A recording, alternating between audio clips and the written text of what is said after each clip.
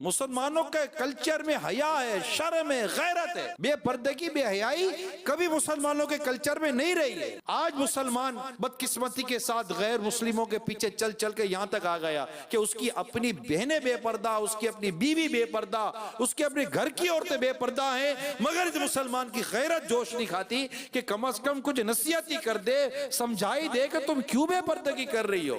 ایک وقت تھا، ایک قاضی کی عدالت میں ایک عورت نے مقدمہ دائر کیا، جس کا شوہر اس کو مہر نہیں دے رہا تھا. قاضی کے سامنے عورت بھی عدالت میں، تو عورت نے گواہ پیش کیے. تو گواہوں نے کہا کہ اس کو بولو کہ اپنا چہرہ دکھائے تو ہم پہچانے کہ ہم نے اسی کے گواہ تھے. تو قاضی نے کہا کہ اب چہرہ دکھاؤ.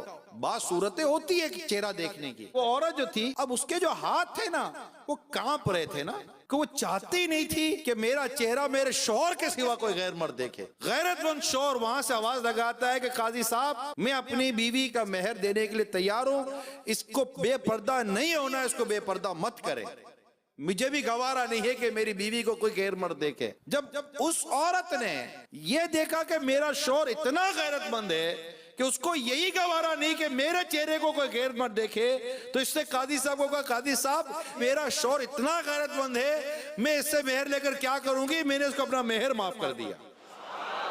یہ پہلے ایسا دور تھا، شوہر غیرت مند تھے. آج معذرت کے ساتھ بے غیرتی ہے، اپنی بیوی کو بے پردہ گھماتے ہیں، سمجھاتے بھی نہیں ہیں. آدمی قدرت پر سمجھائے، دل رنجیدہ ہو، سمجھاتا ہو، سب کچھ کرتا ہو، مگر پھر بھی اگر خدا ناخواستہ نہیں ہوتا تو ایک الگ کیس ہے. لیکن پہلے تو یہ کہ مرد کی عقل سے پردہ ہٹے گا تو اس کی عورت پردہ کرے گی نا. اور ابھی تو ہمارے معاشرے کے اندر بے پردگی کو پروموٹ کیا جا رہا ہے، اور یہ آج سے نہیں ہو رہا ہے، کئی برس گزر گئے یہ ہو رہا ہے. نتیجہ آپ کے سامنے، بے پردگی کی وجہ سے آج کنواری لڑکیاں مائیں بن رہی ہیں.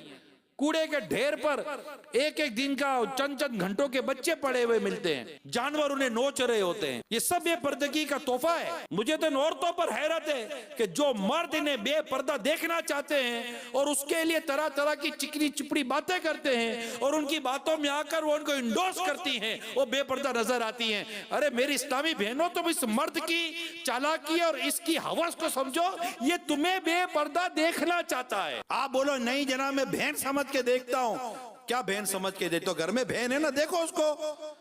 میں ماں سمجھ کے دیکھتا تو ہے نا گھر میں ماں، دیکھو اس کو. گھر میں ماں کو دیکھنے کی فرصت نہیں ہے، دوسروں کو میری ماں سمان ہے، میری بہن جیسی ہے، میری ماں جیسی ہے. یہ ساری بہن جیسی ماں جیسی تم کو ایسے ملتی ہے؟ کبھی بولا یہ میرے چچا جیسا ہے، یہ میرا بھائی جیسا ہے، یہ میرے دادا جیسا ہے، یہ میرے نانا جیسا ہے؟